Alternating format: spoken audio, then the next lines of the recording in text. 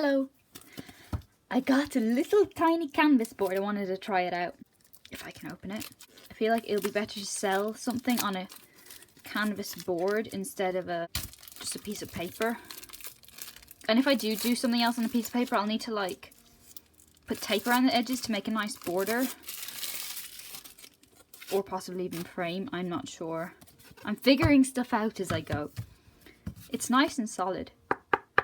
It's going to be interesting to see what it's like to paint on as well. So I'm excited about that. Because I do have some bigger canvases that I'll probably do something on at some point. But I'm working up to that. I'm going to walk through my process. Obviously you need paint and a palette and paintbrushes. I will definitely be using this and a reference. I'm going to use some of more of those that my aunt took that I was using for reference last week. The question is, which one do I want to paint? That looks like that seems like the right shape. I haven't done that one yet. That's actually also, that's a little bit wider, but I could probably like trim it down a bit. It does seem like more of a bluey blue than a greeny blue. Might that work? I guess there's only one way of finding out. I'm gonna move this stuff over and so you can see my paint mixing. Well, I just got paint on my jumper. I've realised that these old brushes I had with like rougher bristles are so much better for this, for acrylic painting. That's actually looking the right colour. Because I got these and I was so happy with them. Because I wasn't liking these brushes because a few years ago I was really into watercolour and I didn't really understand that you need different types of brushes for different types of paint, and I thought these were just bad, all the brushes Mom had ever gotten us. But it just turns out different brushes for different paints. And these aren't actually great for acrylic paint, they're just too silky. I mean, I guess it depends on what you're doing. But something a little bit rougher is good. I'm gonna make sure to go around the edges. So as you see, I'm trying to figure out what the base colours are, like I said in the last video. And there's definitely a blue behind there. And it looks like it does get paler. You don't see much of it as you go further down, but it is there, peeking out behind the clouds. A nice big brush will probably help to get rid of some of the lines or the excess paint. That is fun, because I realised that there is blue because the sky's reflecting on the sand, because obviously the sky above here must be a lot bluer if it's starting to get bluer. So I'm putting this in underneath. A lot of other colours will end up layered on top. Seems like the right place to start though.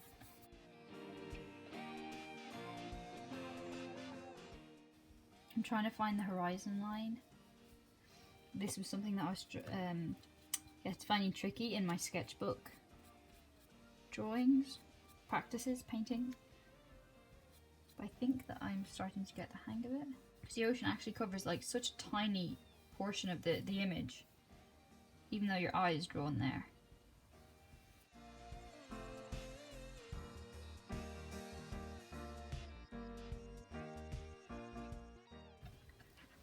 Mixing a nice pale yellow colour.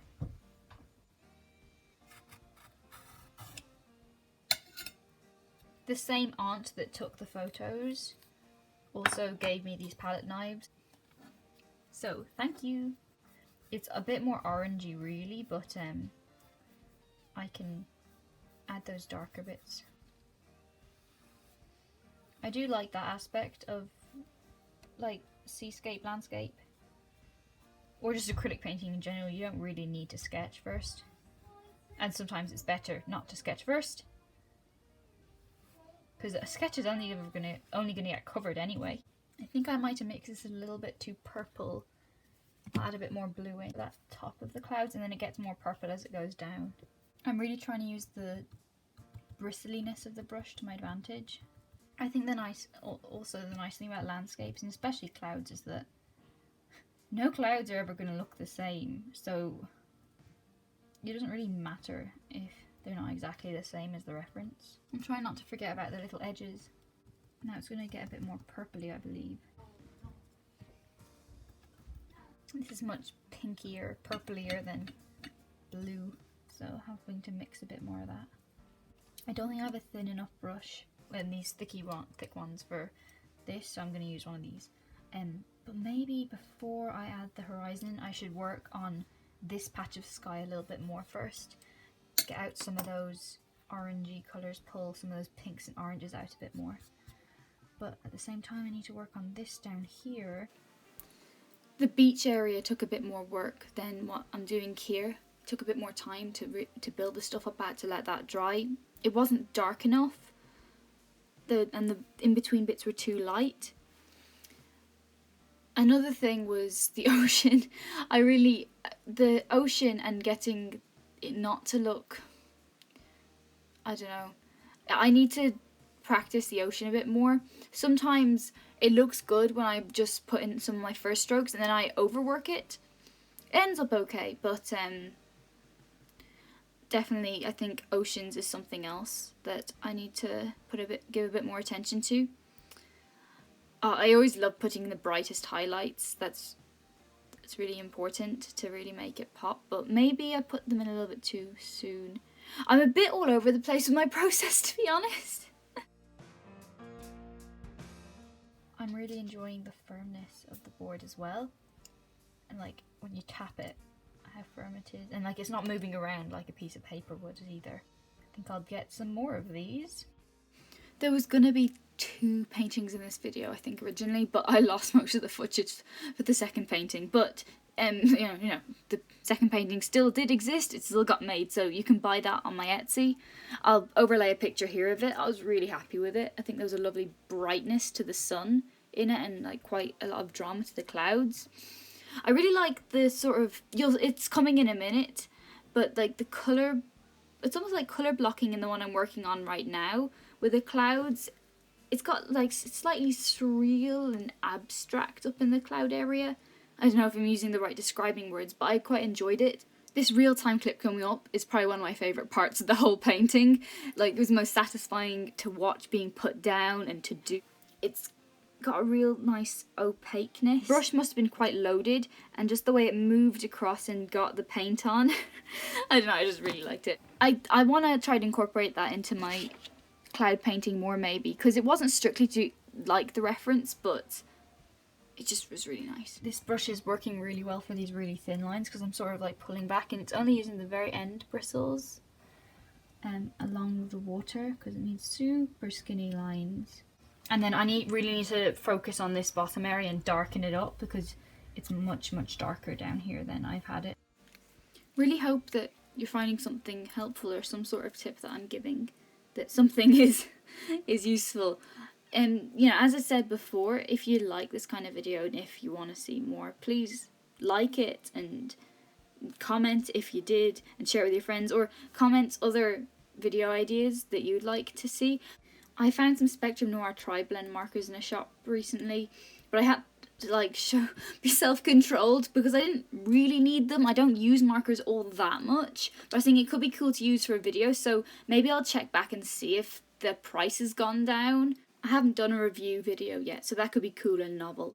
Tell me if it's something you'd like to see, or if there's any of the art supplies you see me using that you want to know more about. I can just mention it in a video, you just need to comment, or I could answer your comment. It's a new day and I want to temporarily interrupt this painting to show you the new supplies I got in the shop.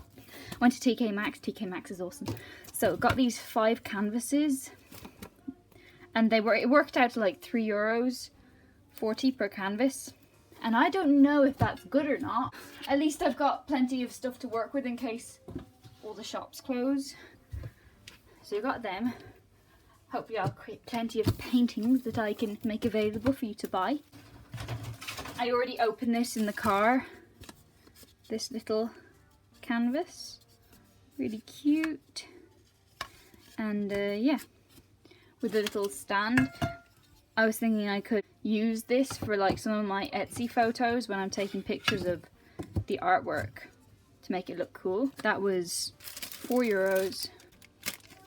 And then I got some paintbrushes, some new paintbrushes. These paintbrushes, this is my first packet of like nice paintbrushes that I'd ever got. At least for watercolor painting. I know you can use a rougher kind of a brush for acrylic. These are the same brand as these. Royal Langnickel. And I'm excited about these because they've got some cool tips on them. They're much thinner holding. The one I was the thing that intrigued me the most about this was this really narrow, like skinny one. I'll probably have to like rinse it to get rid of this like holding stuff they put on it. But I'm excited about these. I've had these for a few years. And then there's these with this sort of edge on them. I'm gonna go refill this with some water. I'm gonna be doing this little niggly bits and like colour adjustment, doing more layers. It's gonna be easier now that it's dry and I've got a fresh perspective on it. I think there's some more like depth of colour in these clouds, and there's more shapes that I can add and more definition possibly. And definitely needs more work, the sweep of the beach and like the way that the sun's reflecting on these lumpy bits. I need to work on this area down here, possibly darken it up a bit more, this kind of stuff. And there you have it. I'm pretty happy with it. It's the kind of colours that when I was a lot younger were my favourite colours, you know, like the purples and blues, those kind of colours. Anyway, really hope you enjoyed the video. Remember, those 2 paintings that I showed will be on my Etsy, and hopefully I'll put them on Redbubble too for like prints and stuff like that. Until next time, bye, have a great week!